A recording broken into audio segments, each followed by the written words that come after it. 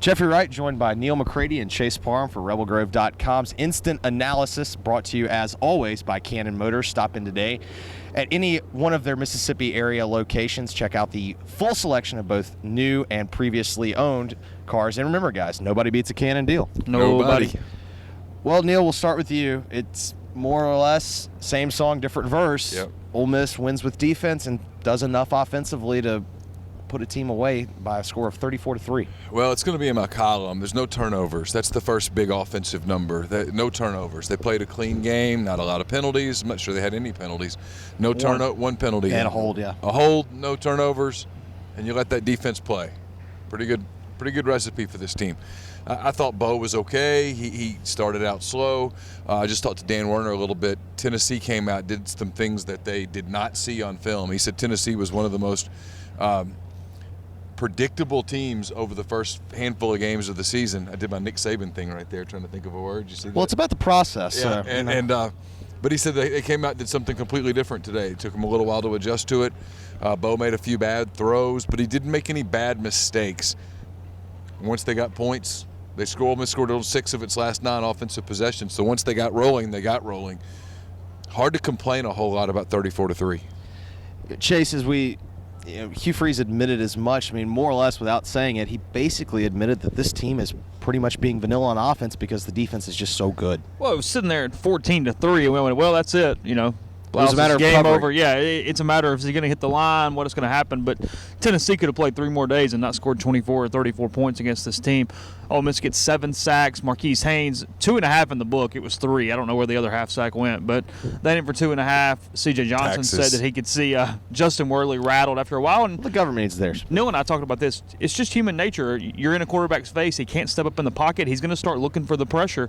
Ole Miss still not blitzing. They're getting the pressure with 4 or 5 guys occasionally.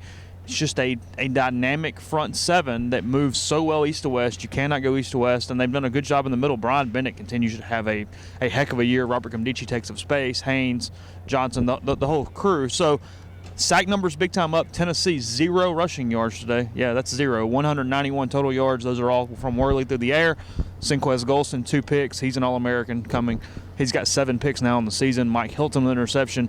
Just all the way around. It was a dominant performance against a very overmatched Tennessee offense. I'm sure if you asked Worley, before he could look at a stat sheet, how many times were you sacked tonight, he would guess double digits. I would think that's fair. He got hit a lot. And he got hit hard a lot. Yeah, this defense hits hard. That's their identity. It's Chase just said it exactly right. It's a dominant unit that if you're Ole Miss and you're Hugh Freeze, you sort of scrap your philosophy a little bit. You ride it. It's one thing we've talked about it, some of us on the beat, kind of down here on the field. One thing I think that's a very telling feature about this team compared to other teams, and really it's kind of a difference between the great teams in college football versus the good teams. This team, when they get done playing you get beat up.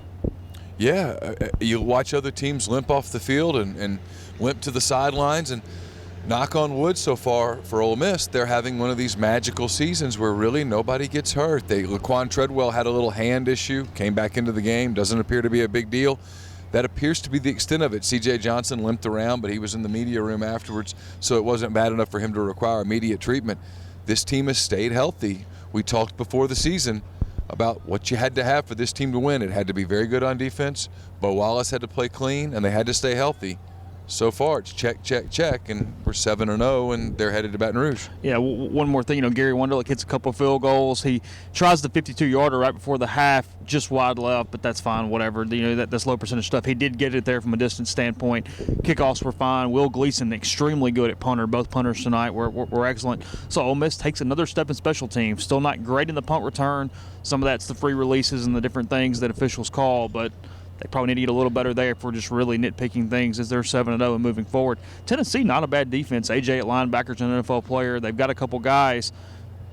If anything, maybe they got out of this thing. They get Alabama next week. It's can they survive just the physical beating 2 weeks in a row to kind of finish their season? I don't like their chances. Yeah, I don't either. I would consider giving 14 a hamstring injury on paper. Neil, as we kind of close up here, they're going to be, once the night is over, the Ole Miss will be one of 4 remaining unbeatens. They will most likely still stay probably around 3, I think, in the polls. Where is this team other than being 7-0? Very, very good. A national title contender, headed to Baton Rouge to play an LSU team that won big tonight over Kentucky, that will be ready to take its best shot against Ole Miss. It's a game next week that if Ole Miss wins, game day's coming here for Auburn, all that stuff. It's amazing how we spent so much time talking about game day, and now it's like, whatever. Yeah. This team is a couple of obstacles away from making that November run. We talked about this 5-game stretch. They're now 3-0 in this 5-game stretch. They go to LSU. If they win, you come home and you get Auburn. And guys, if you win it, realistically, Presbyterian, open date, Arkansas. There's no hurdle in there. There's a game left on the schedule. There's one game left on the schedule. You ask where this team is, that's where it is. It's running out of opportunities to stumble. You beat LSU, too, real quick as we close. You win in Baton Rouge. Everything else is in your own house except playing an Arkansas team that would have to have a phenomenal day, and you'd have to beat yourself on the same field with them. them. They're not losing to Arkansas. Arkansas's a nice team. He's doing a good job. But they're not good enough to beat this team at full strength. And once again, it's the last, like you said, it's the last remaining road hurdle, and I'm not convinced LSU is good enough at the quarterback position to beat this team. Yeah.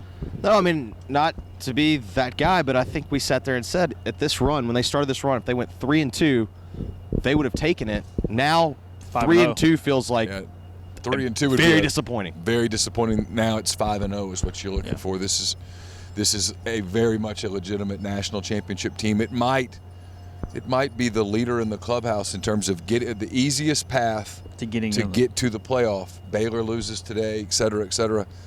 It's never change, Baylor. And then, if you're Mississippi State, you look down the road and you watched Alabama today and you shudder because you saw what that could be. There's a real chance that by the time Ole Miss plays the Egg Bowl here, that this is potentially the number 1 ranked team in the country just trying to hold serve. There's a lot of stuff we'll talk about on the podcast and all that throughout the week, but the storyline on this team changes week by week, and the stakes just get bigger. Again, Ole Miss scores 34 unanswered points to defeat Tennessee, and they remain unbeaten at 7-0. Ole Miss wins 34-3. For Chase Parham, for Neil McCready, I'm Jeffrey Wright, saying thanks for watching.